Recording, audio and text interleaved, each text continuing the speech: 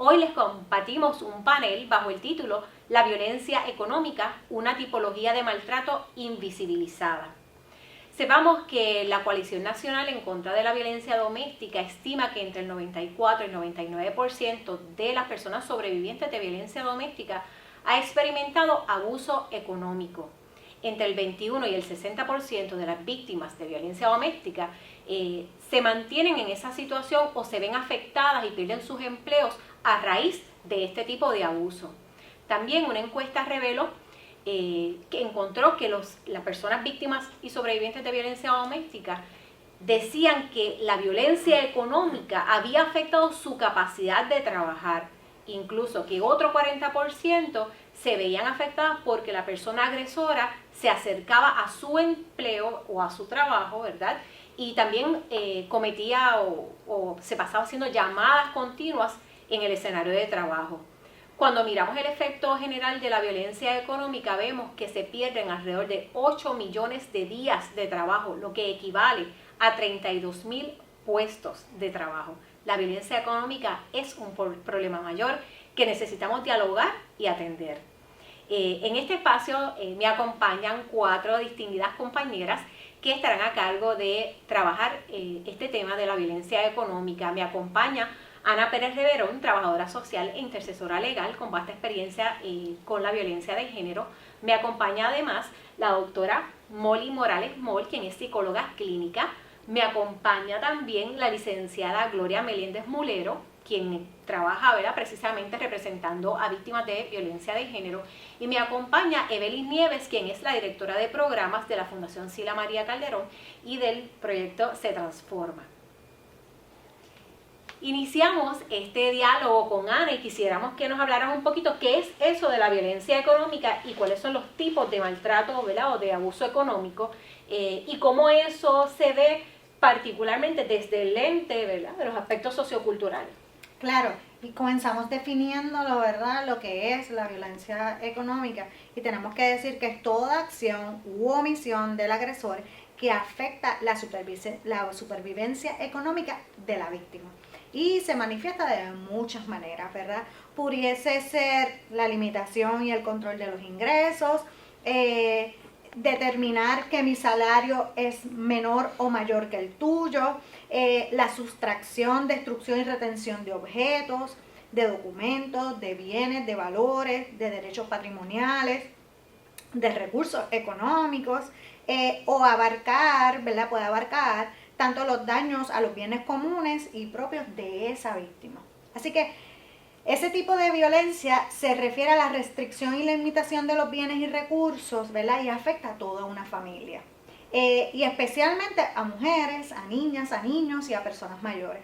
El problema se agrava cuando se suma otros tipos de violencia, tanto la física, la emocional, la psicológica, las amenazas, ¿verdad?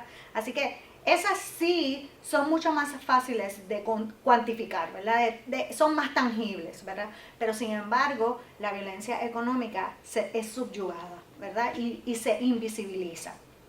Así que comencemos diciendo, ¿verdad?, que como sociedad se posa el principio de que el jefe de la familia es el hombre, el jefe de la casa es él y él es el que tiene, ¿verdad?, o tiene la responsabilidad de proveer, de ser el proveedor. Y basado en ese constructo social patriarcal, si bien es cierto que a través de las generaciones las mujeres se han insertado, ¿verdad?, en el siglo XXI, se han insertado en el mundo laboral, exacto. Pues entonces tenemos que todavía en muchas familias seguimos esbozando ese principio de que el jefe de la familia es el hombre. Y es visible, ¿verdad?, cuando basado en eso tenemos esa desigualdad, ese desequilibrio, que podemos entonces engancharlo en la definición de violencia de género, ¿verdad?, cuando tenemos entonces esta situación de poder y control sobre, ¿verdad?, el hombre sobre la mujer. Así que eso no lo podemos dejar fuera. Esa situación ciertamente es la que se deja invisible, la que realmente no la vemos, la que lo hacemos porque es normal.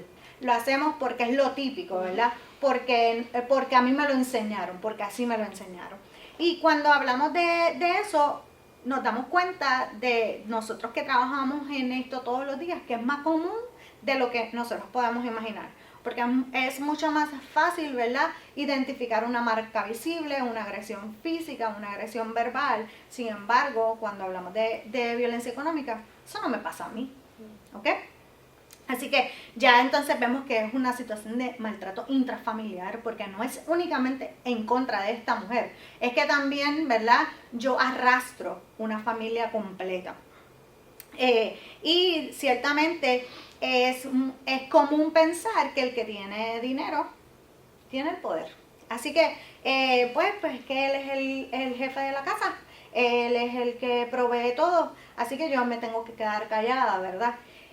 Y muchas veces esto sucede, ¿verdad?, mucho más en contra de mujeres adultas mayores, ¿verdad?, lo que conocemos como personas envejecientes. Cuando entonces nos apropiamos de sus bienes, cuando les removemos esos recursos, cuando tienen pobre accesibilidad a la alimentación y a la salud, ¿verdad? Y eso no tan solo es de su pareja, también puede ser por parte de sus hijos. Sin embargo, respecto a las mujeres adultas, ¿verdad?, jóvenes, la mayoría de las denuncias cuando hablamos de situaciones de violencia de género o de violencia doméstica, que se trae esta situación de violencia, que vuelvo y digo, no se hace visible, es a través de está relacionado a esos aportes económicos, a cuando el varón resulta ser el único sostén del hogar, a que cuando peligramos en la supervivencia, ¿verdad?, de la persona afectada, a que el manejo unilateral de los recursos, ¿verdad? Solamente una persona maneja los recursos familiares, los recursos comunes, los bienes gananciales, ¿verdad? El despojo, la destrucción de documentos, el cambio de titularidad. Así que todas estas cosas son parte, ¿verdad?, de lo que podemos definir y podemos ver, ¿verdad?, visibilizarlo. Y mencionarlo, ¿verdad?, para que a veces es tan difícil para una víctima poder apalabrar lo que realmente está viviendo.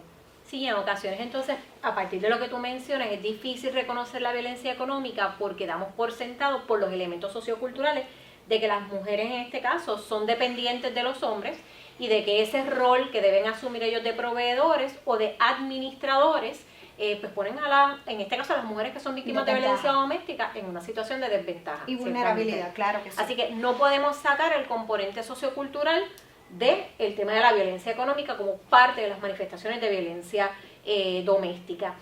Doctora Morales, cuénteme un poco cuál es el efecto psicológico de la violencia económica sobre aquellas personas que son sobrevivientes de violencia doméstica. Partiendo un poco de lo que han mencionado ustedes, ¿verdad? Precisamente hablamos de la construcción social del género, ¿verdad?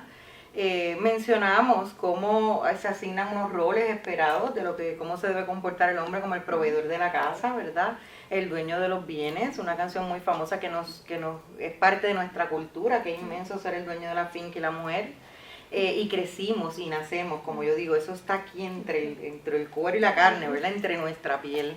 Así que en efecto es muy difícil reconocer, por eso escogimos este tema, ¿verdad?, para visibilizar. En efecto hay que poner en contexto de que la violencia doméstica es un issue social bien serio, basado en la desigualdad del poder y el control. En efecto, aquí se tipifica pues como parte de la violencia psicológica, como mencionaba Ana, pues no se ve como un elemento aparte, a veces hay que indagar, como ha mencionado la licenciada en varias conversaciones que hemos tenido sobre esto, ¿verdad? Hay que indagar sobre eso. En efecto es algo que está a veces tan intrínseco en nosotras mismas que no podemos identificar, ¿verdad?, que es parte del ciclo de violencia doméstica. Pero en efecto, ¿verdad?, y utilizamos la rueda de poder y control para manifestar, ¿verdad?, cómo son esas manifestaciones. El abuso económico está dentro de ello. El impacto psicológico, claro que sí, muchísimo. ¿Por qué? Porque ni siquiera lo identificamos, ¿verdad? Así que es más complejo que eso, porque aprendemos la desvalidez, nos socializan las mujeres como que nosotras somos las que debemos depender de los hombres. Yo siempre hago un cuento sobre eso, ¿verdad? Porque mi abuela murió de 90 y pico de años y ya murió hace como algunos 10 o 12 años. Y ella siempre nos enseñó a nosotros, yo digo, ella siempre fue una mujer de vanguardia porque contrario a lo esperado, ella nos enseñó a nosotras que somos 3 hermanas mujeres, ustedes tienen que trabajar, ¿verdad? Ustedes tienen que valerse por sí mismas, ustedes tienen que educarse. Pues porque mi abuelo enfermó, siempre nos decía hay que estudiar secretarial, ¿verdad? Pero en efecto, siempre fue una mujer que nos empoderó, era una mujer muy fuerte que nos empoderó a mis hermanas y a mí y a su hija, ¿verdad? En efecto, pues porque el efecto psicológico no lo vemos. Ana mencionó ahorita un puño, un golpe. Imagínense ustedes lo que es que yo no he aprendido a valerme por mí misma, que yo creo que soy dependiente de esa persona, que sin él no puedo vivir, que no puedo mantener a mis hijos. O sea que en efecto sí, vemos indicadores, pues yo soy una psicóloga poco tradicional, yo digo, porque no me gusta etiquetar más a las mujeres, porque yo creo que a través de los años cargamos con muchas etiquetas, ¿verdad? Y somos responsables de muchas cosas, incluyendo a veces la violencia de género, porque te lo buscaste, ¿verdad? Así que en efecto, no me gusta categorizar, pero sí, hay muchos indicadores de depresión, hay muchos indicadores de ansiedad, ¿verdad? Una ansiedad tremenda. Si nos vamos a Maslow y la jerarquía de necesidades, que es uno de los grandes teóricos de la psicología, ¿verdad? Que menciona la autorrealización, pero la etapa más básica, precisamente, ¿cuál es, verdad? El sentido de pertenencia, el tener un techo, el tener comida, ¿verdad? Son necesidades básicas primarias que nosotros tenemos que satisfacer para poder entonces pensar en trabajo y demás cosas. Así que, en efecto, hay cosas, esto va como que bien para atrás y es un tema que podríamos estar aquí todo el día, tú lo sabes. Pero sí, en efecto, la violencia doméstica, la violencia económica tiene mucho impacto psicológico en las personas que son víctimas. Hablamos mayormente de mujeres porque en efecto, estadísticamente hablando, son las mujeres las más, ¿verdad? Las más afectadas por situaciones de violencia doméstica. Y en efecto, aun cuando vivimos en pleno siglo XXI, lo vemos a diario, mucho más de lo que nos gustaría. Y quizás ahora se manifiesta de otra manera, porque quizás ahora es que quiere las tenis que valen $200. No voy a mencionar el nombre porque obviamente yo no soy tan joven y puede que, ¿verdad?, no diga las que están de moda, pero en efecto todavía está perpetuado el asunto de la violencia de género, particularmente pues queremos visibilizar cómo la violencia económica tiene un impacto en la vida de las mujeres.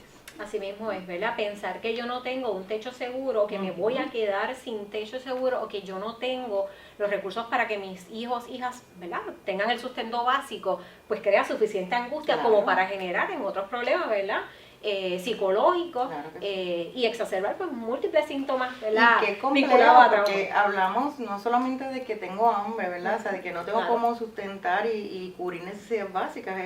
Es que a veces hablamos de pueblos remotos de la isla que Claro. nosotros vivimos acá, ¿verdad? Acceso a servicios. Y a veces, acceso exacto, no hay lugares. guaguas públicas, no hay tren urbano, o sea, el acceso a servicios básicos de salud, Correcto. acceso a servicios básicos, y obviamente es una manera, y lo vemos a través de la experiencia, como ciertamente es una manera de mantener el poder y el control. En la medida en que la víctima tenga menos acceso a los recursos, pues obviamente va a permanecer en esa relación Claro. de violencia. Así que en efecto es algo bastante complejo. Y moviéndonos un poco a la línea legal, ¿verdad? Un poco vimos lo que es la violencia económica, el efecto de la violencia económica. Ahora nos movemos cuál es el Estado de Derecho en Puerto Rico con respecto a la violencia económica, dentro de la violencia doméstica, claro está. Claro que sí, pues como, ¿verdad?, como todos sabemos, en Puerto Rico la ley que regula los asuntos de violencia doméstica y que prohíbe y tipifica la violencia doméstica es la Ley 54 de 1989, la Ley contra la Violencia Doméstica en Puerto Rico.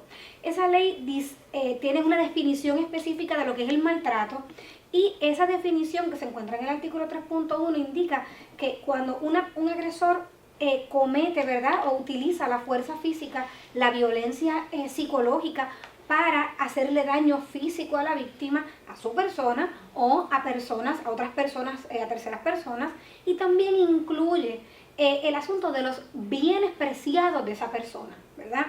Así que de forma muy tímida hace un acercamiento, ¿verdad?, a lo que es esa situación de violencia económica.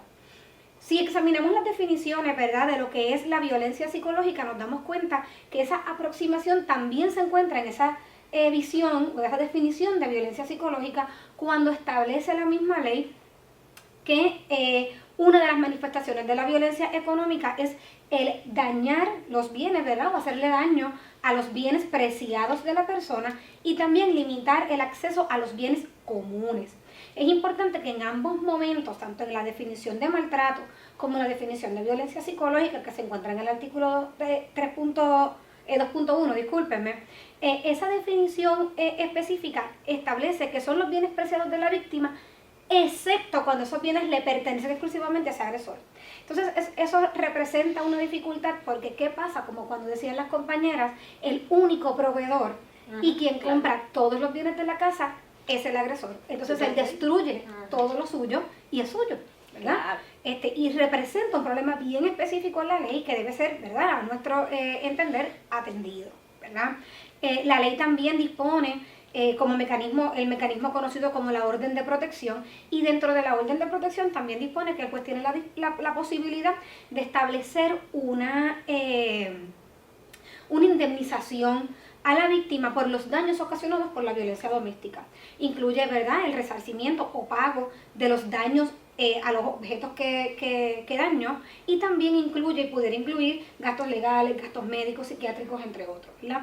En cuanto a la jurisprudencia, que son las decisiones, ¿verdad?, que toma el Tribunal Supremo de Puerto Rico y sus expresiones, también ha sido tímida la aproximación a este asunto de la dependencia, ¿verdad?, de la violencia económica. La referencia que ha hecho, ¿verdad?, el Tribunal Supremo al asunto de la violencia económica ha tenido más que ver con el asunto de específicamente la dependencia económica que se genera de parte de la víctima hacia la persona agresora, que es quien controla los bienes.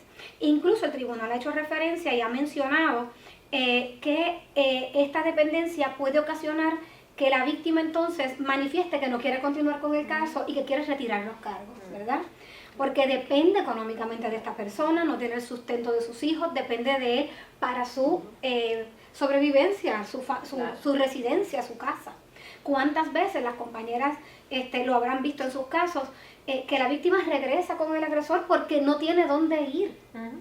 Que la víctima no puede ir a buscar ayuda porque el vehículo lo controla exclusivamente el agresor. ¿Cuántas veces hemos visto la amenaza de yo no te voy a pasar pensión alimentaria?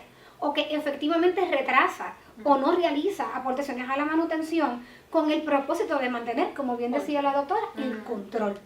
Y mantener a esa persona, ¿verdad?, básicamente cautiva dentro de esta situación de violencia.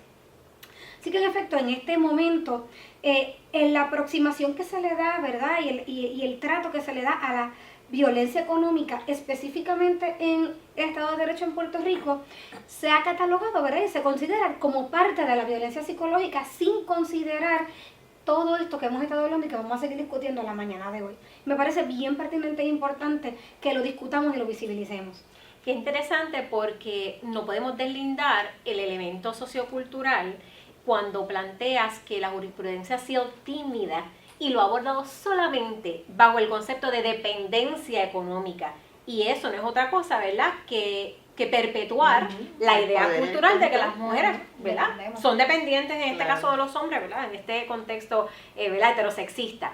Pero ciertamente lo que implica es que tenemos que movernos en algún momento a transformar esa mirada y la visión, ¿verdad?, de lo que debe ser la economía de las mujeres. Así que en esa línea, ¿verdad?, me dirijo a Evelyn para que nos hables un poquito de cuál es la situación económica de las mujeres en Puerto Rico, ¿verdad?, para que esto nos siga haciendo sentido. Claro que sí. Pues para poder hablar de la situación económica de las mujeres en Puerto Rico, es importante hablar de la situación económica de pobreza y desigualdad que tiene Puerto Rico y cómo eso incide específicamente en las relaciones de pareja y en las mujeres. Así que si miramos datos estadísticos del Banco Mundial, que evalúa la investigación del coeficiente Gini, ¿verdad?, que es una evaluación de lo que es las desigualdades a nivel de los diferentes países del mundo, encontramos que Puerto Rico tiene un nivel de desempleo del doble que tienen los Estados Unidos, así donde un 60% de las personas adultas están desempleadas. Así que hay una situación de desempleo. Igualmente, ¿verdad?, más del 45% de las familias en Puerto Rico viven bajo el nivel de pobreza y el 60% de los niños y las niñas viven bajo el nivel de pobreza. Eso significa que los niños, particularmente las niñas, tienen menos posibilidades de acceso a la educación, a la salud y a posibilidades, ¿verdad?, oportunidades que le permitan reconocer cuáles son sus alternativas, ¿verdad? Y muchas veces fomenta lo que es la dependencia económica.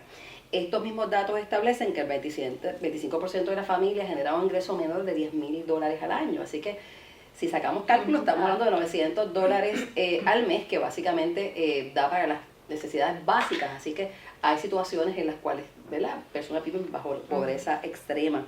Este mismo estudio evaluó a 111 países la desigualdad, donde el número 1 era el país con mayor igualdad y el 101 el de menor igualdad, y Puerto Rico quedó en el número 99. Eso significa que somos el tercer país más desigual. Así que si hay desigualdad, estamos hablando de que los accesos a los recursos, particularmente recursos económicos, hay una desventaja y eso impacta mayormente a las mujeres. Hay otros datos también, ¿verdad?, que son importantes que tomemos en cuenta con relación al impacto de las mujeres. El Instituto de Desarrollo de la Juventud también evaluó la cantidad de mujeres, ¿verdad?, solteras que ¿verdad?, tenían trabajo. Así que básicamente ganaban también, los que tienen trabajo, las mujeres ganan la mitad de lo que ganan los hombres. Y igualmente el 70% de esas mujeres que están solteras, ¿verdad?, viven bajo el nivel de pobreza.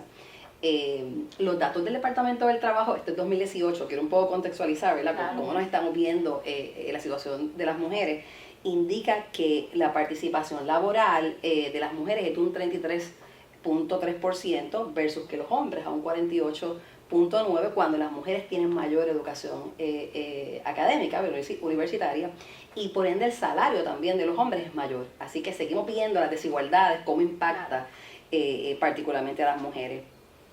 También el Departamento del Trabajo establece que 37.000 en el 2017, cuando entra el 2018 hay 37.000 mujeres menos en la fuerza laboral. Y estamos hablando que esto posiblemente es el impacto de los huracanes Irma y María. Si evaluamos la situación actual, después sería interesante, ¿verdad?, evaluarlo en este momento, y cómo lo que ha sido la pandemia del COVID también ha influenciado. Pues sabemos, ¿verdad?, yo escuchaba ayer las noticias que en Estados Unidos hay 40.2 millones menos de personas trabajando. Así que sería interesante ver cómo eso se traslada a Puerto Rico y particularmente a las mujeres. Así que las mujeres no tienen acceso a los recursos económicos. Otra de las cosas, ¿verdad?, que afecta es el no reconocer el trabajo doméstico, no asalariado, como una forma de aportación. Así que muchas ocasiones, ¿verdad?, decía ahorita Ana, el aspecto de que muchas mujeres pues piensan, bueno, pues el hombre es el que trabaja, así que tiene derecho a unas cosas, y la realidad es que si nosotros fuéramos a sacar cálculo de cuánto es el valor del trabajo no doméstico, no asalariado de las mujeres, estamos hablando que casi es el 15% del ingreso bruto de Puerto Rico. Así que esas mujeres necesitan reconocer que lo que están haciendo también es trabajo, y que cómo tú lo ves como una manera de que ese recurso también sea, ¿verdad?, equiparado económicamente, porque siguen estando en una posición de total vulnerabilidad. Así que si me preguntas cuál es la situación económica de las mujeres, totalmente, ¿verdad?, en una situación muy vulnerable. Claro, y ciertamente como tú planteas, esta situación pandémica pues nos ha revelado que ¿verdad?, se ha fortalecido el asunto de que las mujeres son las encargadas de los menores de edad, así que muchas han tenido que salir de sus espacios laborales para permanecer en el hogar, porque las escuelas han sido virtuales, así que los menores necesitan estar supervisados, sin dejar de lado que con el retraso de la maternidad, ahora la gente tiene niños y niñas pequeños, pero a su vez ya están cuidando a personas de edad avanzada, sus padres y madres, así que la situación económica pues también se ve agravada ante ese panorama. Gracias por esas aportaciones, ¿verdad? Qué chévere que se van entrelazando los temas, ¿verdad? Y quisiéramos pasar como a una segunda ronda de preguntas. Ana, me gustaría que pudieras ampliar un poquito más en ayudar a las personas que nos están viendo. ¿Cómo yo puedo identificar si yo estoy en una situación de violencia económica? ¿Qué cosas me pueden dejar saber que esta es mi realidad? Las que identifiqué, ¿verdad?, son algunas. Porque muy bien pudiésemos estar aquí un rato hablando de todas las señales, ¿verdad? Y yo creo que de alguna manera u otra, nosotras como, ¿verdad?, como mujeres, dentro de a lo mejor de nuestras familias, ¿verdad?, de nuestra composición exacta de origen, pudiésemos haber estado pasando por alguna situación, porque ya era algo típico, ya era algo normal, ¿verdad? Así que cuando podemos entonces señalar que esa persona víctima ha perdido su autonomía y por lo tanto se ha minado su autoestima, ¿verdad?, pudiésemos hablar de que se le acaparan o se le limitan los ingresos, se le prohíbe trabajar, ¿verdad?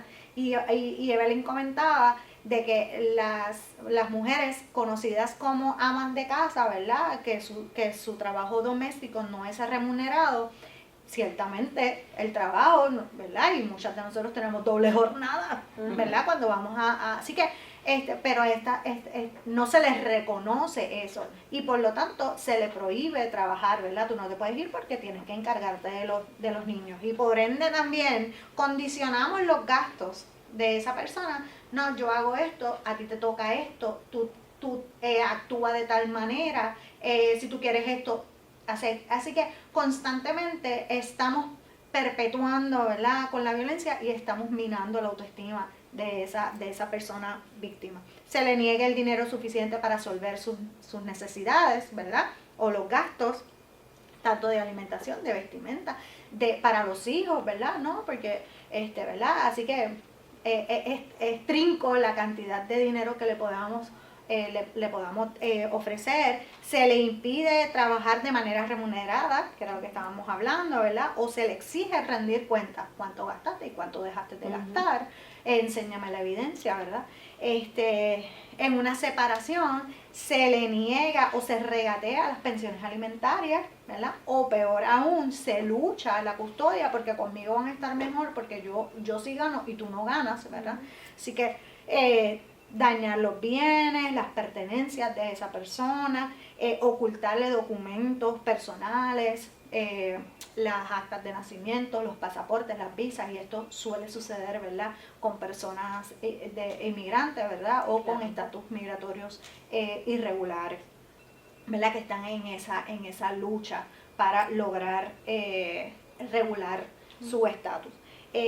Quitar o destruir documentos que comprueben que esta persona es dueña de algo por herencia o por, ¿verdad?, o por propiedad, disponer de los bienes sin su consentimiento y obligar a firmar o cambiar la titularidad, ¿verdad?, de cualquier propiedad. Así que pueden ser algunas señales, simplemente algunas, porque pudiésemos hablar de muchas más. Claro, qué bueno que traes esto porque las manifestaciones de violencia económica pueden darse durante la relación de pareja, pero pueden continuar posterior a que se disuelve esa relación. Así que, como bien planteas, ¿verdad?, ese sabotaje de tener acceso a un trabajo o poder conservar el que se tiene, y también me hace pensar mucho en cómo se afecta el crédito de la víctima. Porque, claro, eso te afecta hacia el futuro, así que en ese proceso de recuperar tu vida, de hacerte de tus cosas, ¿verdad?, pues resulta que tienes el crédito dañado y pues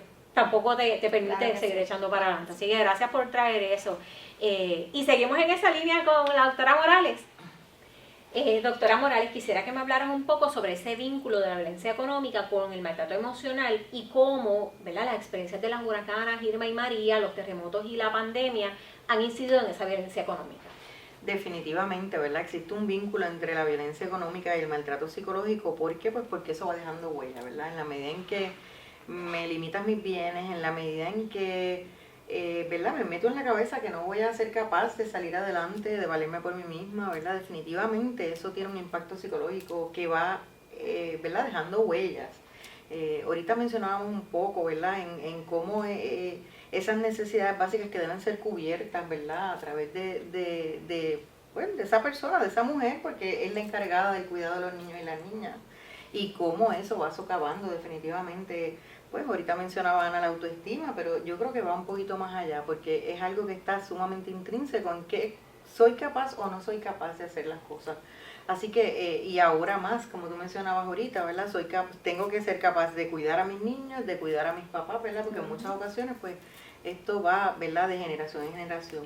Así que sí, existe definitivamente un vínculo y definitivamente un impacto psicológico con los huracanes Irma y María. Yo, por ejemplo, era una que nunca había pasado una experiencia tan intensa como esa. Se va como la gota sigue, ¿verdad?, creando ahí los temblores que definitivamente todavía, porque tampoco eran experiencias que nunca habíamos vivido, así que este es el elemento de la sorpresa que también nos está, ¿verdad?, afectando, y sí tiene un impacto psicológico definitivamente, porque en todo momento es una improvisación constante con lo que nos está ocurriendo. Las áreas de trabajo definitivamente están afectadas. Ese suroeste, ¿verdad?, recuerdo haber ido por otras experiencias de trabajo y quedarme impresionada, porque era como si hubiera caído una bomba atómica en el medio del pueblo y tú decías, wow, aquí todo se perdió, inclusive nosotros mismos buscando lugares para comer y no existían. Así que los espacios de trabajo ¿verdad? Se han reducido. Y encima de eso ahora tenemos la pandemia hace, ¿verdad?, 1 año y pico, así que ahora inclusive las clases son virtuales. Yo no era maestra, ahora tengo que dar clases, ¿verdad? Son las cosas que uno escucha. Como parte de las experiencias recientes, pues también trabajé con el Departamento de Educación y escuchar a esas madres, ¿verdad? O sea que ahora también son responsables de educar, ¿verdad? Directamente con materias, porque siempre somos responsables de educar a nuestros niños y niñas, que yo creo que es uno de los grandes retos, ¿verdad?, para esta sociedad y creo que es una de las cosas que debe ser atendida definitivamente en educar con perspectiva de género, porque definitivamente tiene que haber un cambio, tiene que haber una revolución y sí, pues cada una de esas experiencias traumáticas se han ido, como yo digo, montando una encima de las otras y definitivamente nos han creado un impacto psicológico tanto a hombres como a mujeres. Y es necesario que podamos identificar sintomatología, ¿verdad? Escuchamos pacientes que nos dicen no puedo dormir. Al principio con los temblores era porque no estaba pendiente que si el temblor venía, que si no venía, pero definitivamente, ¿verdad? Toda esa presión económica, toda esa presión emocional, pues va teniendo un impacto en cada una de nosotros. Vemos muchos síntomas de ansiedad, vemos mucha sintomatología relacionada a depresión. Con la pandemia muchas muertes, ¿verdad?, de personas queridas, ¿verdad?, muchas familias devastadas, que fue una de las cosas interesantemente que vi también con los asuntos de los temblores, familias completas que se iban de sectores. Así que ha habido un disloque en nuestra sociedad, ha habido un impacto significativo en las familias y mucho más en lo que es la violencia de género, ¿verdad? Se ha marcado y se sigue marcando y por eso pues queremos hacer una diferencia, estamos visibilizando el tema de la violencia económica y su impacto psicológico y su impacto legal y su impacto a nivel social, ¿verdad? Y por eso estamos aquí con el proyecto de Se Transforma, que nuestro plan es poder cubrir todas esas necesidades interdisciplinarias sobre el impacto de la violencia doméstica. Eso es maravilloso, una mirada integral, ¿verdad?, al tema de la violencia de género. Quería puntualizar con respecto a algo de lo que trajiste, esa necesidad de una educación con perspectiva de género, ¿verdad? Se nos va la vida con eso y eso implica no solamente transformar la manera en que formamos a las niñas y niños, pero ¿verdad?, es cómo miramos hacia el futuro. Ahorita Evelyn planteaba que aunque los hombres estudian menos que las mujeres, ocupan los puestos de trabajo, ¿verdad?, principalmente. Entonces es una mirada que hay que transformar porque sabemos que la violencia, ¿verdad?, es esa manifestación de poder y control, y cuando yo tengo un hombre que está en una relación de pareja con una mujer que tiene una mayor preparación académica y no sabe manejar esa diferencia, se exacerban múltiples manifestaciones de poder y control, porque como no tengo la capacidad de proveer al mismo nivel, pues yo ejerzo mi poder y control de otras maneras. Psicológico, físico, entonces físico, es esa burla de tu trabajo. Y ese control económico, porque tal vez yo no soy el que genero el ingreso mayor en la casa, pero lo controlo. Claro. Y ¿verdad?, ahí vemos las múltiples manifestaciones de esta violencia de la que estamos hablando hoy. Me gustaría que la licenciada, ¿verdad?, en esta próxima intervención nos hablara un poco sobre cuál es la mirada internacional a la violencia económica para saber hacia dónde tenemos que movernos como país, ¿verdad?, qué nos falta como país para que tal vez esa ley 54, como ya vimos, que a veces se queda corta con respecto a la temática de violencia económica, pues hacia dónde hay que mirar, qué está pasando en el mundo. Pues, ¿verdad?, haciendo una mirada un poco a nuestros vecinos, ¿verdad?, cercanos de América Latina, nos hemos dado cuenta que aproximadamente 10 países de América Latina ya tienen dentro de sus legislaciones de violencia doméstica regulaciones que separan la violencia psicológica de la violencia económica, porque reconocen que el impacto de la violencia económica es distinto al de la violencia psicológica en general. No es lo mismo un insulto a tú no tener cómo escapar de la vivienda donde estás siendo maltratada, porque no tienes ni cómo moverte, porque quien controla el vehículo es el hombre, es tu agresor. Así que es un impacto psicológico distinto y la verdad la doctora ya lo mencionaba, ¿verdad? Así que en reconocimiento de eso, las legislaciones han ido moviéndose a identificar esta violencia económica de forma separada. Incluso hay países como por ejemplo el Perú, que muy recientemente en el 2015 incorporó la violencia económica separada de la violencia psicológica, donde distinguen, ¿verdad?, entre lo que es la violencia económica como tal a la violencia patrimonial. El patrimonio es el conjunto de bienes y derechos que tiene una persona, ¿verdad? Entonces, la violencia económica la tipifican y la distinguen, ¿verdad?, refiriéndose al no puedes trabajar, a soy el que hago la compra, tú no tienes poder decisional sobre eso, en qué gastaste el dinero, muéstrame el recibo, dónde está el cambio. Esa es la violencia económica, ¿verdad? Y la violencia patrimonial es el control de esos bienes que son propiedad, ya sea mutua o de la parte víctima. Así que te voy a obligar a que cojas un préstamo, poniendo un gravamen sobre tu propiedad que te pone en riesgo de perderla. Un gravamen, fácilmente lo podemos describir, una hipoteca sobre un bien que tú tengas. Vamos a hacer una hipoteca y yo voy a controlar el dinero que se obtenga de esa hipoteca, pero la deuda está a tu nombre. Voy a coger el título te obligo a que cojas el título de tu carro, lo empeñes y entonces yo me quedo con el dinero porque tenemos que hacer whatever, ¿verdad? En buen español, y distribuyo y administro el dinero sin darte la prerrogativa a ti, pero tú te quedas con la deuda. Entonces, asimismo con tarjetas de crédito, asimismo con el control de diversas, ¿verdad? De los diferentes bienes patrimoniales de esta víctima. Y así que es bien importante, ¿verdad?, hacer esta distinción porque tienes respuestas jurídicas distintas, ¿verdad? Y es importante que atemperemos nuestra ley para que nosotros podamos dar como sociedad respuesta a esto.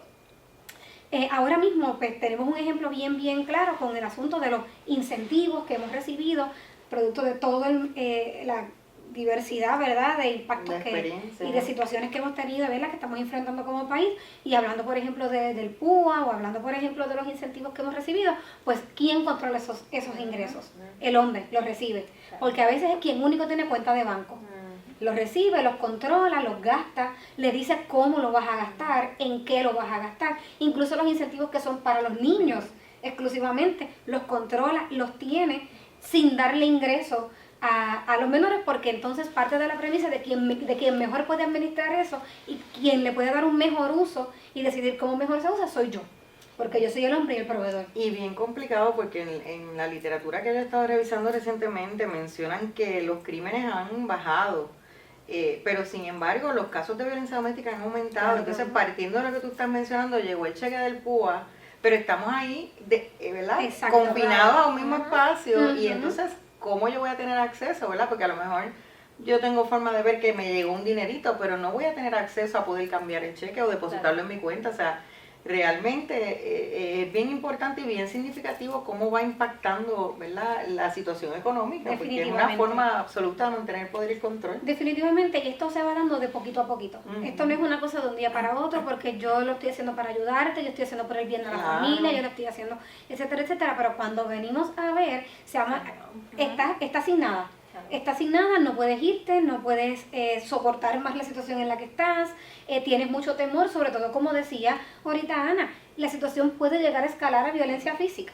Entonces, quizás para evitar el insulto, la pelea, la gritería, la animosidad terrible dentro de la casa, entonces lo dejo con los chavos para evitar que la situación escale y se convierte en una situación verdaderamente insostenible, y la raíz de eso es el asunto económico. Como mencionaba Evelyn, la cantidad y la dificultad que tenemos económica como país, sumada a todas las situaciones que hemos experimentado naturales, que ya hemos hablado ampliamente y todos conocemos, realmente está vulnerabilizando a las mujeres, y lamentablemente no tenemos una respuesta distinta y clara y concreta dentro de la Ley 54 para atender este tipo de violencia particular. Entonces, al ubicarlo bajo la sombrilla amplia de la violencia psicológica, nos dificulta a nosotros, ¿verdad?, como abogados, estar allí y hacer estos tipos de reclamos, porque, ¿verdad?, está el asunto y la alegación usual de que esto es un asunto que hay que verlo en otro caso, que no es un asunto de violencia doméstica, que no es un asunto de Ley 54, que hay que atender otro caso. Entonces nos corresponde en ese momento entrar, ¿verdad?, en una argumentación sobre por qué esto es la violencia, esta violencia económica es parte de la violencia doméstica. Sin embargo, si la ley tuviera un acabite separado, esto sería otro asunto. Y también permitiría a que profesionales como nosotros pudiéramos dar respuesta mejor a estos asuntos, ¿verdad? Pudiéramos tener maneras de identificar claramente, por ejemplo, si la víctima llega a un hospital y se da cuenta que quien controla la tarjeta, quien controla el plan médico, quien controla toda la información es la persona agresora, pues puede ir atando cabos. Pero para eso la ley tiene que formalmente reconocer este derecho de forma distinta. Esa, ¿verdad? Y el impacto que tiene mencionando, ¿verdad?, añadiendo a lo que estás mencionando, porque si me dañaste el crédito, porque cogiste un préstamo, porque me explotaste las tarjetas de crédito, o sea, el impacto que tiene, porque entonces el crédito es mío. Claro. Porque el carro que mencionaste ahorita que empeñé es mi carro, que está a nombre mío. Y entonces es una limitación, ¿verdad? De cómo entonces voy a nuevamente, ¿verdad? Si tengo el crédito dañado, entonces no voy a poder adquirir otros bienes nuevamente hasta que el crédito se me arregle. O sea Y un que... estresor adicional. Correcto. Y qué bueno que estamos teniendo este diálogo y que esto es parte de una iniciativa del Senado para que, ¿verdad?, nuestros compañeros y compañeras senadores y senadoras, pues, ¿verdad?, pongan oído en tierra, porque esto es parte del trabajo que hace falta. La ley no está escrita en piedra, ¿verdad? Y sabemos que particularmente la ley 54 ha sufrido múltiples enmiendas porque las leyes tienen que responder a la realidad de las personas, ¿verdad? En este caso de las víctimas que experimentan violencia doméstica. Y qué bueno que vamos en esa línea y que ya nos empezamos a mover un poco las recomendaciones concretas, ¿verdad? Para ayudar a las personas que están en una situación actual de violencia económica. Pues quisiera abordar particularmente a Evelyn, cómo las mujeres particularmente pueden superarse en ese ámbito económico. Yo quisiera, antes de entrar en eso, retomar algo que acá es importante que acabas de decir, y es que Puerto Rico tiene mucha legislación relacionada a las mujeres, ¿verdad? No solamente la ley 54, la ley contra el hostigamiento sexual, estamos hablando de desecho, la creación de la Oficina de Problemas de las Mujeres en el 2001, pero hace falta más conciencia de cómo tú implantas todas esas legislaciones, tomando en cuenta las realidades y esto que estamos hablando, ¿verdad? El contexto en el que se dan. Y que aún, aunque la ley esté, si tú no das una mirada amplia, integrada de la problemática, pues siguen siendo las mujeres, ¿verdad?, que están afectadas cuando van a los tribunales y las intervenciones que se hacen o los remedios no son necesariamente lo que necesitan. Claro. Así que, ¿qué le puedo decir a esas mujeres que nos están escuchando, ¿verdad? Y qué estrategias tienen? Pues lo primero que tienen que pensar es entender que la violencia económica, ¿verdad? El control económico es un tipo de violencia. Claro. No tienen que, ¿verdad?, por toda la parte cultural que ya hemos hablado, ¿verdad?, de cómo nos socializan, de cómo entendemos, ¿verdad?, que pues el hombre debe ser proveedor. Muchas mujeres entienden que eso es normal. Así que hay que entender que esto no es normal, que es un tipo de violencia de poder y control y que tenemos que tomar acción, ¿verdad?, para poder romper con ese ciclo. No es fácil. Claro. Mencionaba ahorita la licenciada que el control va poco a poco hasta que ya la persona no tiene recursos, pues igualmente romper con esto va a tomar tiempo, pero prepararse. ¿Cómo tú preparas, verdad? Igual que hacemos un plan de escape, pues un plan de asistencia económica, de cómo tú vas trabajando con la autonomía económica, cómo tú vas identificando, bueno, cuáles son las cuentas que tengo, si puedo de alguna manera tener acceso a esa cuenta, cómo yo voy recopilando datos importantes, la escritura de la casa, cómo yo viendo alguna propiedad que yo tenga, cómo voy ahorrando poco a poco. Es difícil porque el control es inmediato, pero posiblemente vamos a requerir apoyo de familiares, vamos a requerir apoyo de agencias, vamos a requerir apoyo de las personas que trabajan e intervienen con las sobrevivientes de violencia. Así que por eso también es importante ver la mirada que tenemos los profesionales de la conducta, de entender y de poder hacer un cernimiento adecuado cuando esa persona nos llega, que no solamente miremos, ¿verdad?, la violencia física, la violencia psicológica en general, sino que empezamos a mirar, como decía la licenciada, ese indicador, o sea, qué control tiene esa persona de los bienes económicos y cómo podemos ir poco a poco ayudándola a que ella mire alternativas, ¿verdad? Y las instituciones también tienen que colaborar. La semana pasada estaba ayudando a una mujer a un trámite de cuidado de niños que hace más de un año no le pagan, ¿verdad?, el subsidio para el cuidado. Y resulta que no hay empleados para atender y está aguantado el caso. Así que eso es un tipo de victimización, ¿verdad?, estructural, institucional, donde la falta de acceso a recursos que permitan a esa mujer, con una mujer, ¿verdad?, que no tiene cómo pagar su cuidado, pues rompe con el ciclo. Así que es un problema que tenemos que mirar, dar una mirada integral para poder diversas estrategias que permitan que la mujer rompa con ese ciclo de violencia, particularmente la violencia económica, que como hemos todo mencionado durante nuestro conversatorio, está dentro de una violencia que no necesariamente se visibiliza. Así que es importante visibilizarlo. Qué bien. Y qué bueno, ¿verdad? Porque ahora que nos vamos a mover a esta tercera ronda y última ronda también de recomendaciones, ¿verdad? Puntualizo que en este caso, ¿verdad?, este panel que lo conforma personal de Se Transforma, tiene esa mirada integral. No solo queremos atender a las personas que han experimentado violencia de género con respecto a lo que han sido esas manifestaciones físicas, psicológicas, darles representación legal, acompañamiento al tribunal para todos los procesos, sino que también queremos ayudar a que se fortalezcan y se empoderen económicamente para que puedan apropiarse, ¿verdad? Y tener esa autonomía económica para salir adelante y poder cortar cualquier vínculo de dependencia con esa persona que les ha agredido. Así que nos movemos a esas recomendaciones. Empezamos con Ana. Y quería agarrar algo que mencionó Evelyn, y es que muchas veces cuando nosotros estamos en el proceso, por lo menos como intercesora, ¿verdad? Que vamos a preparar esa víctima para su presentación de solicitud de orden de protección, ¿verdad? Cómo apalabrar, ¿verdad? Porque tendríamos que deconstruir todo un constructo social para decirle que esta persona tiene ese dominio, ¿verdad? Sobre ti. Entonces, ¿cómo esa mujer puede apalabrar y decirle, ¿verdad? A ese juez o esa jueza, mire, es que yo no tengo control de mis ingresos. O sea, en mi casa yo no controlo nada porque todo lo controla él. Entonces, pero como es algo típico, es algo normal, es de él, no es mío. Pues entonces es bien difícil, ¿verdad? Poder entonces deconstruir a esa víctima ¿verdad? Su manera la perspectiva y poder entonces visibilizar ese tipo de violencia. Y ciertamente este tipo de violencia propicia otras, ¿verdad? Que era lo que estábamos hablando.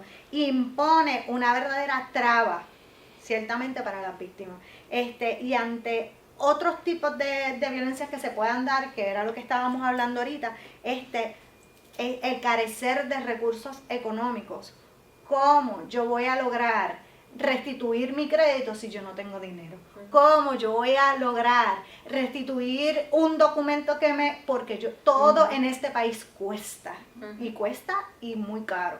Entonces eso sigue, ¿verdad? Poniéndola en una posición vulnerable, perdiendo su autonomía, perdiendo el dominio y el control de su vida, ¿verdad? Así que es por ello que cuando una persona sufre de este tipo de violencia, no siempre es porque no tenga un trabajo bien remunerado, ¿verdad? Sino es porque la otra parte logró arrebatarle las riendas de su vida y la toma de decisiones. Y por todo lo que vive, ¿verdad? En su entorno es de incertidumbre, es de vulnerabilidad. Sí. Es ciertamente haber perdido toda mi autonomía, creer en mí. Y es bien importante, ¿verdad? Que se acerque a algún centro de servicio donde ¿verdad? Puedas recibir esa ayuda, ese primer auxilio, identificar esas redes de apoyo y, ¿verdad? Y para eso se transforma. Así que somos de ese grupo de personas, ¿verdad? Que podemos extenderle la mano. No piense que no puedes salir, ¿verdad? El no pensar que no puedo salir de esto, que ya voy a abandonar el barco. Y tristemente es el sentido de muchas víctimas, ¿verdad? Cuando pasan por esta experiencia. Excelente, gracias Ana, gracias por esas recomendaciones. Hablaron un poquito, Molly, ¿qué recomendaciones tenemos, ¿verdad? Para aquellas personas que tal vez están en una situación de violencia económica, ¿qué hacer? ¿Para dónde van? Yo creo que, abundando un poquito en lo que menciona Ana, ¿verdad? Para mí, como psicóloga clínica, con 30 años más o menos de experiencia en el área de violencia doméstica, un elemento bien importante es la sensibilidad de los profesionales, ¿verdad? De las personas a las que las víctimas a veces tienen la oportunidad, porque a veces no es que fueron a buscar ayuda, es que fui al CDT porque se cortó el dedo, ¿verdad? Y la importancia que tiene el que nosotros como profesionales de salud podamos atender con sensibilidad, ¿verdad? Como bien dice la palabra. Porque como mencionaba Ana, pues todas estas experiencias jamaquean el palo desde lo más profundo, ¿verdad? Y se hace muy difícil, perdonando la expresión, ¿verdad? Pero se hace muy difícil. Mencionábamos ahorita Maslow y la jerarquía de necesidades, porque no se puede llegar a la autorrealización si no tenemos necesidades básicas cubiertas. Y es bien importante que esos profesionales, Evelyn mencionaba, o sea, esa primera cara que esa persona tiene de frente, pueda ver con sensibilidad, atender con responsabilidad, ¿verdad? Un problema complejo, porque es bien fácil juzgar. Es que ella está ahí porque se lo buscó, es porque está ahí porque le gusta, como mencionaba la licenciada. Son estrategias de sobrevivencia, ¿verdad? Es para evitar un conflicto mayor, particularmente ahora que están los niños y las niñas confinados en el ámbito doméstico, ¿verdad? estamos todos dentro de la casa porque por la pandemia los niños no pueden ir a la escuela de la manera en que iban antes, no pueden salir a correr bicicleta. Así que en efecto es un problema bien complejo que la pandemia, que los huracanes, que todo ha hecho más complicada la situación. Así que mi recomendación es, uno, atender con sensibilidad como ya mencioné, y dos, a las mujeres pues que busquen ayuda. ¿Por qué? Pues porque en efecto estas son cosas que es como yo les menciono siempre, ¿verdad? Es como una represa, cuando tú llenas de agua, si tú no abres, ¿verdad? Si no atiendes correctamente eso, pues mira, revienta y... Claro. Y en efecto, pues la sintomatología, por todas las experiencias que vamos viviendo, ahorita mencionábamos los huracanes, la pandemia, los temblores, que todavía siguen ocurriendo, ¿verdad? Porque esto no se ha acabado, es un reto que tenemos como profesionales el atender esta situación diariamente. Así que hay que buscar ayuda profesional, como mencionaba Ana, para eso tenemos a Se Transforma, ¿verdad? Un programa que viene a atender de manera interdisciplinaria la complejidad de las situaciones de violencia de género, ¿verdad? Más allá de lo que vemos, estamos acostumbradas a la violencia doméstica, es un golpe, un puño, un bofetón, pero esas heridas que se quedan a través de la violencia económica, a través del maltrato psicológico, que son heridas que se quedan adentro, ¿verdad? Que son difíciles, porque un moretón se te va a los 2 o 3 días, pero esas son heridas que dejan huella, que en efecto, ¿verdad? Socavan mi autoestima, me socavan como persona. Llega el momento en que me paralizo y no sé de qué manera voy a manejar la situación. Así que es importante que puedan buscar ayuda profesional, que puedan buscar ayuda psicológica, que puedan acercarse a Se Transforma, ¿verdad? Para que nosotros podamos atender, ¿verdad? Apoyarlas de manera interdisciplinaria la complejidad de la situación de violencia de género. Excelente, muchas gracias, porque ahí tenemos Gracias a ustedes por la recomendación para las personas que están en la situación, recomendación para profesionales de ayuda, ¿verdad? Para atender con sensibilidad este tema y tener esa mirada integral. Y ahora quisiera, ¿verdad?, que la licenciada nos hablara qué recomendaciones tiene pensando en aquellas personas que tienen a su cargo el desarrollo de políticas públicas, ¿verdad? Hacia dónde deberían mirar. Sí, claro que sí. Yo creo que un poquito, insisto, ¿verdad? Es que es importante que nosotros analicemos esto como sociedad a nivel macro, ¿verdad? Que empecemos a atender esto, que empecemos a hablarlo, a discutirlo, que empecemos a estudiarlo para nosotros poder dar respuesta apropiada. Fíjese que esto es un asunto que afecta a todas las mujeres de todos los niveles económicos, porque hablábamos, ¿verdad?, de la situación difícil que tenemos en términos, ¿verdad?, de las desigualdades y también de la situación de pobreza, pero este control financiero se da a todos los niveles y lo hemos visto ampliamente en nuestra práctica cuando vemos, ¿verdad?, personas que son más acaudaladas, pero entonces el control sigue estando. Claro. Y a veces se da hasta con mayor violencia, ¿verdad? Así que es un asunto que atraviesa la sociedad de arriba abajo y que atraviesa desde las personas mayores, como decía Ana, que de momento no saben cómo utilizar una tarjeta de ATH, no saben cómo pagar por internet, nunca han administrado los bienes, no saben cómo manejar las cosas y tienen que empezar a desarrollar esas destrezas posteriormente, ¿verdad? Hasta nuestras niñas que están aprendiendo y están siendo socializadas pensando en que quien tiene el control de todo son las personas, los hombres, ¿verdad? Que tienen que depender, que la cabeza del hogar es el hombre y entonces no se lanzan y desarrollan esas destrezas tan necesarias para su sobrevivencia, como decía la abuelita de Bobby. Así que esa es mi recomendación, que lo analicemos, lo pensemos y lo incorporemos en nuestra política pública. Emular esas legislaciones países, de otros países, claro, ¿verdad? Tan cerca como México, Perú, ¿verdad? Chile, Costa Rica, Panamá, Uruguay, Argentina, que Honduras, España. Exacto, que está Fuimos tipificado. vanguardistas en la ley 54 y Pero, sin embargo en un aspecto como este, ¿verdad? Nos hemos quedado un poquito rezagados. Exacto. pero no tenemos por qué quedarnos así. No, Podemos ahí adelantar. estamos a tiempo. Claro que sí, claro que sí. Evelyn, háblanos un poco, ¿verdad? Sabemos que la Fundación tiene un historial de trabajo, ¿verdad?, hacia ese empoderamiento de las mujeres y desarrollar esa autosuficiencia. ¿Qué recomendaciones tienes, ¿verdad?, que puedan abonar a este diálogo de violencia económica?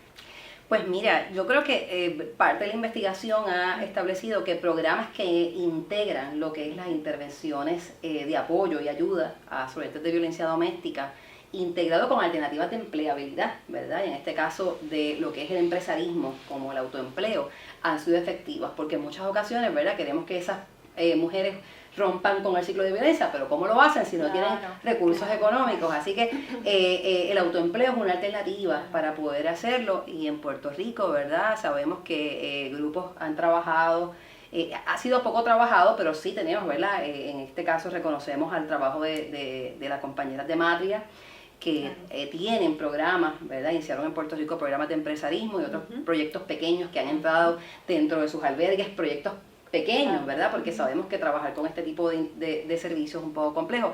Así que la fundación, el Centro para Puerto Rico de la Fundación Xiomara Calderón, tiene un historial de 10 años de trabajo trabajando con mujeres y trabajando con la autosuficiencia económica como una estrategia de empoderamiento de las mujeres. Con la mirada, ¿verdad?, de romper con el ciclo de violencia, pero también, ¿verdad?, sabemos que la situación de violencia incide en otro tipo de mujeres. Así que teniendo esa conciencia de la necesidad y atendiendo mujeres, pobreza, quisimos integrar la intervención con la prevención de la violencia. Sabemos que es un problema social, estamos en un estado de emergencia decretado por el gobierno. Y ahí es que surge lo que ustedes han estado hablando hace rato, ¿verdad? Que todo el mundo dice se transforma, que es lo que hacemos ahí. Pues el Centro de Transformación y Ayuda a Sobrevivientes de Violencia de Género es un proyecto que inicia en julio para trabajar con todos los aspectos interdisciplinarios, servicios psicológicos, servicios de trabajo social, acompañamiento al tribunal, intercesoría legal, representación legal, coordinación de servicios, ¿verdad? De todas las necesidades, grupos de apoyo, grupos psicosociales, educación, que puedan atender esas necesidades de las sobrevivientes de violencia. Y como hacemos de una mirada integrada, pues también tocamos el tema de la violencia económica, que es tan importante. Así que el programa no solamente da servicio, sino que integra, ¿verdad? Está empezando, pero va a integrar dentro de su plan de trabajo lo que es el ofrecimiento de capacitación a mujeres en el área de empresarismo para que tengan una estrategia, ¿verdad?, de esa autosuficiencia económica. Y obviamente la meta, ¿verdad?, de empoderarse y romper con el ciclo. Así que estamos muy contentos con ese proyecto. Nosotros queremos, ¿verdad?, también como recomendación invitar al gobierno, invitar a asignar fondos, porque sabemos que son proyectos que requieren, ¿verdad?, de mucho esfuerzo y que requieren también de otras estrategias, como mencionaba ahorita, el cuidado de los niños, cómo asistimos a esas mujeres para que también puedan tener ¿verdad?, los fondos, micropréstamos que le permitan a ellas, ¿verdad?, montar ese negocio. O sea que es un trabajo integrado que queremos tener. Así que no solamente es trabajar con todo lo que ustedes han dicho, ¿verdad?, con la perspectiva de género, para que desde pequeños los niños sepan, ¿verdad?, que esto es violencia, trabajar con la gente que recibe servicios, trabajar con las legislaciones que protejan más a esas mujeres víctimas, sino que también trabajemos de forma integrada. Y obviamente las estrategias de autosuficiencia económica son fundamentales para la autonomía, ¿verdad? Yo creo que es un derecho humano que tenemos que ir trabajando. Así que Puerto Rico, ¿verdad?, tiene que moverse, y qué bueno que tenemos este diálogo. Me parece que debe ser el inicio de muchos diálogos sobre el tema. Ya estamos comenzando a integrarlo, y es sumamente necesario, porque lo que no sea palabra, pues ¿verdad?, no se acciona. Así que es bien importante que sigamos trabajando el tema. Yo me siento privilegiada de haberlas tenido a todas ustedes en este espacio, en este diálogo, y además atendiendo un tema que es poco hablado, poco visibilizado, ¿verdad? Y nuestra intención es que se continúe la conversación más allá de este panel, que asuman el tema en sus círculos de amistades, en sus organizaciones, en la legislatura, en el Senado, ¿verdad?, en la implementación de políticas públicas que realmente redunden en una vida más plena, más digna para todas las personas, ¿verdad?, libre de lo que es la violencia de género. Invito a todas aquellas personas que nos están viendo, que están atravesando una situación de violencia de género, que acudan, ¿verdad?, que se acerquen a los centros de servicio particularmente, ¿verdad? Pueden comunicarse al 787-765-4500, allí se ofrecen servicios integrales, ¿verdad?, para personas que experimentan violencia de género, hombres, mujeres, LGBT, trans, cualquier persona. Si de pronto no sabe qué hacer, hay algunas líneas de ayuda disponibles en Puerto Rico que pueden comunicarse para canalizar los servicios que usted necesita, ¿verdad?, según su necesidad particular. Les compartimos el 939 Contigo, una línea de ayuda para víctimas de violencia doméstica y violencia sexual. La oficina de la Procuradora tiene una línea que es el 787-722-2977, y el Centro de Ayuda a Víctimas de Violación también recibe llamadas, ¿verdad?, para víctimas de violencia de género en el 787-765-2285. Así que tienen algunos números para empezar a acercarse y buscar servicio, ¿verdad?, y reconocer que no es necesario y que no es una alternativa quedarse en una situación de violencia. Aspiramos a que tengas una vida libre de violencia, a que puedas experimentar en toda su plenitud, ¿verdad? Y en todo su esplendor lo que es una vida libre de violencia, y que puedas desarrollar todas tus capacidades. Así que estamos disponibles en los centros de servicio para apoyarte en esta gestión. Ciertamente.